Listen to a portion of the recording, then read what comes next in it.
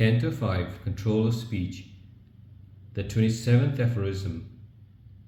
When the transmutation of the intellect is observed, which is bringing the superconscious through the subconscious consciously, subconscious transmutation is well on its way.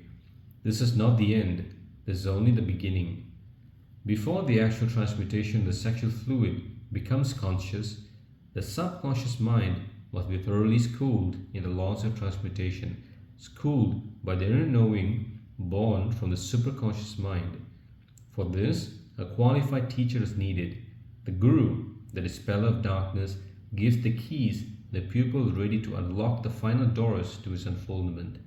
However, after the pupil has done his part, he will always meet his spiritual teacher. For each step that the sincere disciple takes towards his spiritual teacher takes 9 steps toward him. The 28th Aphorism. The use and abuse of the sexual nature causes physical and emotional upheaval.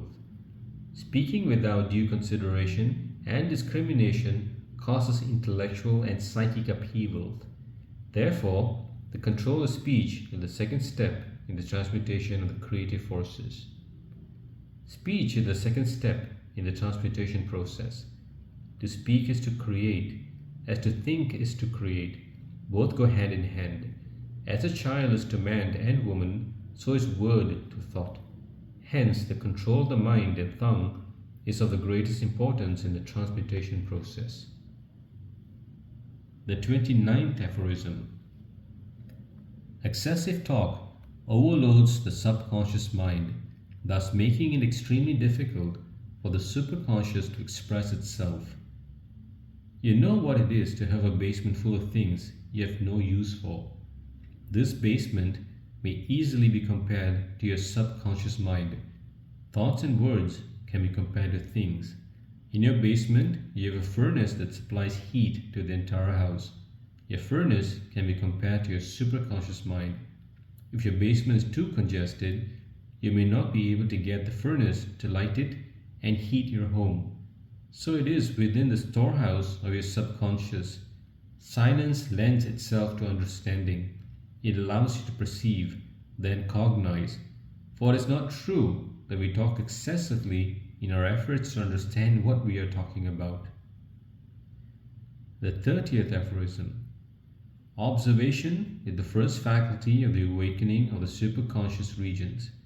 This observation is cultivated by abstinence from excessive talk. This aphorism is self-explanatory, for we can plainly see that in recognizing the fact that we have created our surroundings and everything that happens to us by our thoughts and desires of the past, it takes the observation of our creation to bring us to the point where we can reconcile them with the thoughts and desires that created them. The 21st Aphorism. Continuous observation will become paramount to the conscious mind when the transmutation is practiced. With the control of the speech, the forces will continue to be transmuted. Observation brings us close to seeing forms as they are in relation to other objects. In this, I am suggesting the mind and thoughts as form or objects. When observation is practiced, we lend our lower nature willingly to the great all-knowing superconscious mind and blend our ego into the essence of time and space, thus bringing forth understanding beyond the realms of reason. Continued observation unfolds perceptive meditation upon what we observe, and perception unfolds the power to cognize. Cognition is the result of perfect subconscious concentration. The 32nd Aphorism.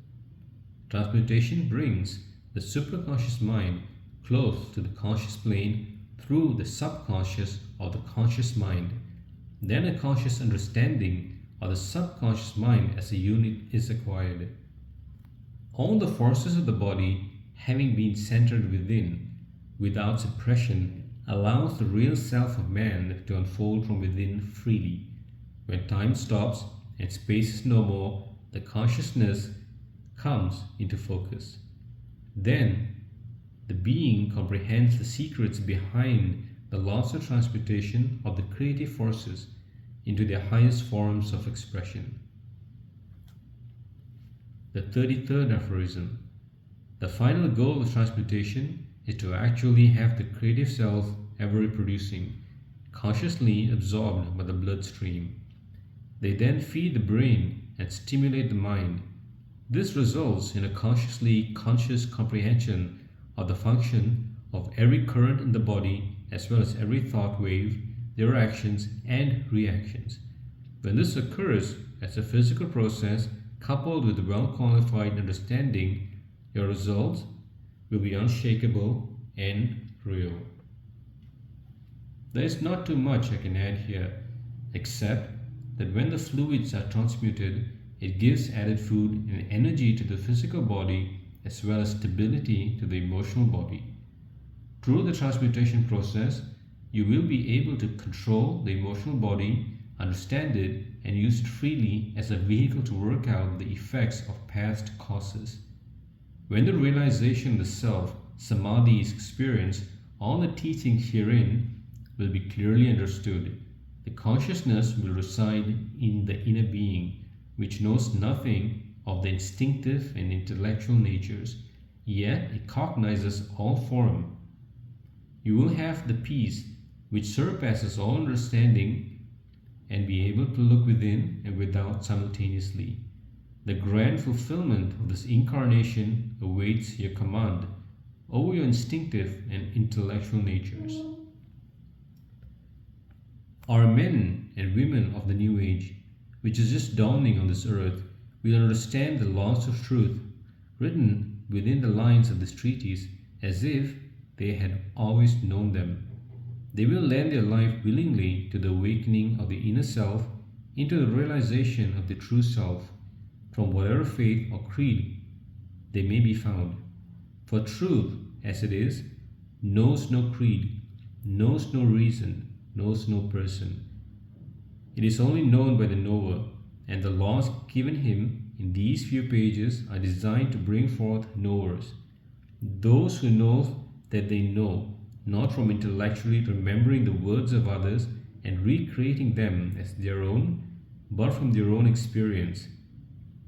Give yourself the benefit of believing in yourself as a great and wonderful object of creation with the power to create, and let these teachings unfold within you as a bud unfolds into a flower.